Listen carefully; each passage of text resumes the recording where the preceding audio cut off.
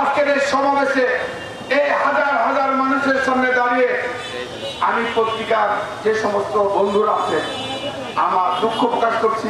আমি ক্ষমা চেয়ে নিচ্ছি, আপনারা যদি আমার বক্তব্যে আপনারা দুঃখ পেয়ে থাকেন আমি ক্ষমা চেয়ে নিচ্ছি। আমার সাংবাদিক প্রিয় ভাই আমার, আপনারা জানেন সাংবাদিকদেরকে আমি অত্যন্ত ভালোবাসি।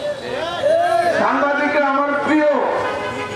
বাংলাদেশের এমন কোন সাংবাদিক নেই যারা আমাকে পছন্দ করে। প্রত্যেকটা সাংবাদিক, পত্রিকার মালিক, পত্রিকার সম্পাদক সবার সঙ্গে আমার একটা ব্যক্তিগত সম্পর্ক আছে। কিন্তু গত 16 তারিখে স্লিপার টান যারা এই সরকারের পক্ষ নিয়ে, আমি হয়তো বা স্লিপার টান এই কথাটা বলতে গিয়ে সমস্ত পত্রিকা হয়তো বা কথাটা এইভাবে চলে গেছে।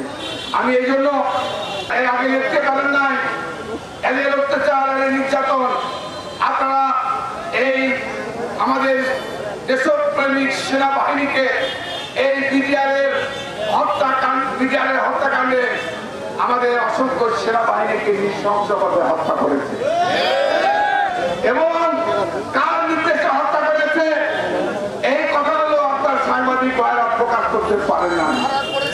আজকে আপনাদের কাছে অনুরোধ, এই বিডিআর হত্যা থেকে শুরু করে তারপরে সাগররুনি, তারপরে আপনাদের আমাদের এই যে হেফাজতের হুজুরদেরকে আজকে এই সত্য কথাগুলো আপনারা আমার সাংবাদিক ভাইরা উপস্থাপন করবেন।